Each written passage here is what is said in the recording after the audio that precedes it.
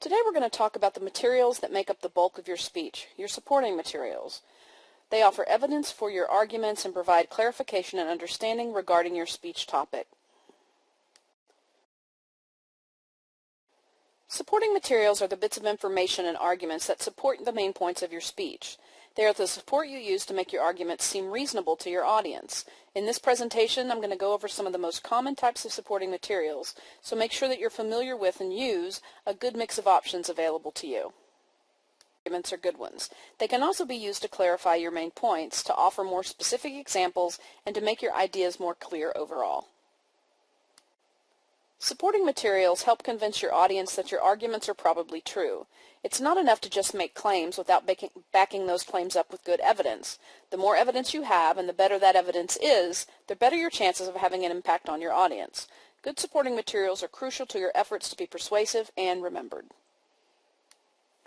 Decisions about supporting materials are often audience dependent. So, for example, if you're an education major and you're giving a speech about some policy to other education majors, you may not need to offer any supporting materials that clarify that policy, because your audience may already be well aware of it. But if you were giving a speech on the same topic to a general audience, you'd probably need to add some supporting materials that clarify the policy you're discussing. So think carefully about your audience and what ideas do and don't need support. There's nothing worse for you and your audience than wasting time giving them information that they don't need because you didn't consider your audience when deciding on your supporting materials, or not giving them enough information to make an informed decision or even fully understand your speech because you didn't think about your audience when deciding what supporting materials to use. One type of common supporting material is the example. You can have a lengthy example, even a type of story, that gives people more information on a topic, or you can have brief examples, like a list of jobs students commonly get with a particular major. Whether you're using long examples or brief ones, you're clarifying something important for your audience. If you choose to use a story as supporting material, you need to remember a few things. First, remember that you need to tell stories without looking at your notes, which we've already talked about. Also remember that the stories need to be relevant to your topic. A story that's not terribly well linked to your topic won't do you any good and will confuse audiences. Don't put too much detail into stories. Keep it simple. The more you ask an audience to remember, the harder it is for them to remember the most important things that you've said. A type of supporting material that we're all familiar with is the statistic. Statistics show us how trends are numerical and can be very persuasive. Most audiences know, though, that statistics can be easily manipulated, and so many are distrustful of statistics. When you decide to use a stat, you have to be very careful about the stats that you use. To help eliminate concern about bias, look for the same statistic in a number of places. If you're talking about gun control, for example, don't just cite a statistic on gun violence from the NRA or a gun control organization. Get stats from those groups and also get a stat from a government database. Tell your audience that in your research you wanted to find the best information possible, so when you looked for the statistic you went to these 3 places. Chances are very, very good that these 3 places will have different numbers for the same statistic.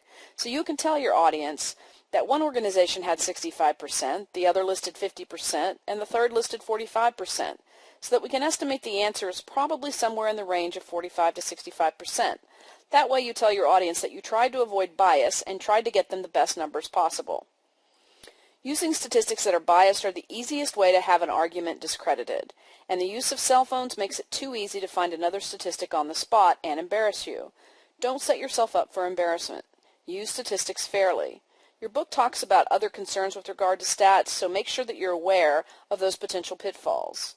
Some other advice for using them is to not use too many, because your audience members will get the numbers mixed up, forgetting what statistic went to what argument.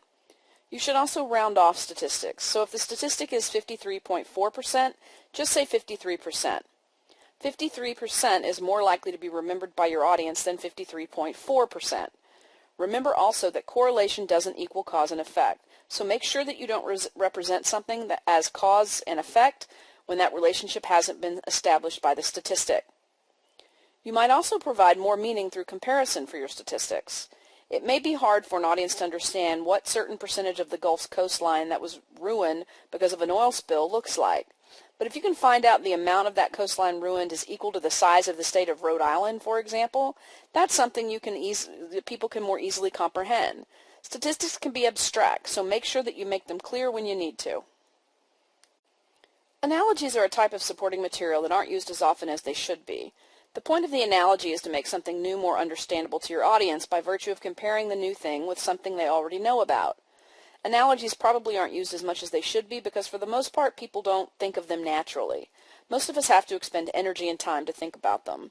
It's definitely worth the time and energy though because they can help make unfamiliar things familiar to your audience in a very little amount of time. There are two types of analogies, figurative and literal. Figurative analogies compare two things that are distinctly different in terms of form but have something in common. So, for example, if you wanted to talk to people about how a Concorde jet flies, maybe you'd compare it to the steadfast and amazing flight of an American eagle. That way, the audience can take what it knows about what an eagle looks like flying and compare that to what a Concorde jet might look like flying. The second type of analogy is more common, and it's the literal analogy, which compares two things that are more similar. If I were to ask you to tell me something about the Soviet Union's war in Afghanistan during the 1980s, could you tell me anything? Suppose I was doing an informative speech on the topic, and I started off by saying, for those of you who don't know much about the Soviet Union's invasion of Afghanistan, it was the Soviet Union's Vietnam. Then you'd probably have some idea about what happened, right? That's the power of an analogy. You went from knowing perhaps nothing about the Soviet invasion of Afghanistan to having some ideas about what happened with only a few sentences. So, when you're having trouble explaining something new to your audience, think about whether or not there's an analogy you can make that will serve as sort of a shortcut to help your audience immediately understand a little bit more about your topic. The next type of supporting material to consider is testimony. There are three types of testimony to think about. The first two types are experience as testimony and expert testimony. Often when people think about testimony, they think about experts, which is also a type of testimony you can use, but sometimes experience as testimony can be just as powerful. Think about doing a speech on drug addiction. You can use an expert in the field to give testimony about drug addiction, and it can be very useful. But you could also use testimony from someone who was actually once addicted to drugs, and they can talk about the topic in a very different and probably more emotional way. Both types of testimony are useful, with experience as testimony being useful for emotional appeal, and expert testimony being useful to deliver cold, hard facts or weigh in on some controversial element of a topic. The final type of testimony to think about is reluctant testimony. This is when you use the testimony of someone who isn't served well by that testimony. So, for instance, if you were doing a speech on some political policy that is supported by Senator X, but then you found a quote from 2 years earlier where the same senator is expressing an opinion counter to his or her current opinion, and there's no clear explanation as to why that opinion has changed, that might be something powerful to consider using. Think about any law shows you watch on TV. Reluctant testimony is an element that you sometimes see, with the idea being that if someone is forced to testify to or admit something that is against his or her immediate interest, that's a very powerful form of testimony. After all, it's easy to testify to things that will benefit us in some way, but if someone testifying to something that doesn't benefit him or her and even can hurt them, that's pretty powerful stuff. An offshoot of testimony is quotes, which are a type of testimony. You know what a quote is, so I won't go over that, but here are some rules to think about when using quotes. First, don't use long quotes. If the quote is over 3 or 4 sentences, paraphrase that quote and let the audience know that that's what you're doing. It saves you time and it eliminates long, boring quotes that many audiences may give up listening to before they're even over. If they're really short quotes, just like one short sentence and they're really powerful, maybe consider repeating the quote as a dramatic strategy that puts more emphasis on the quote itself. You also have to make sure that you quote correctly. Not quoting correctly isn't just a problem in terms of ethics, but it's also a problem in terms of legal issues. If you misquote someone and you harm their reputation by doing so, you could get sued.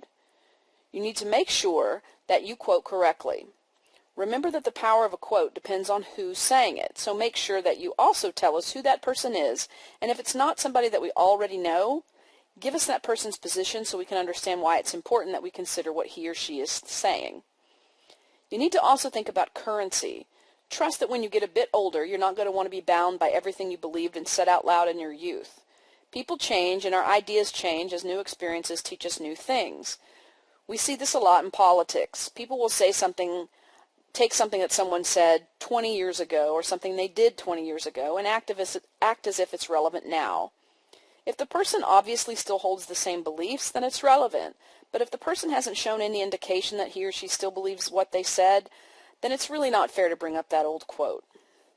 Finally, remember not to take a quote out of context. A good example of this happened years ago when a group against affirmative action used the MLK quote, "I have a dream that my 4 little children will one day live in a nation where they will not be judged by the color of their skin, but by the content of their character." Taken out of the context of the March on Washington, this quote seems to argue against affirmative action. But within the context of the whole "I have a dream" speech, there's no way anyone could ever argue that Martin Luther King would be against affirmative action. The group that took this quote out of context and used it for their anti-affirmative action campaign was sued by the King estate, and they lost. So not only is taking a quote out of context unethical, it can also cost you in court. So that's it for types of supporting materials. Make sure that you read your book chapter on supporting materials for more ideas and tips.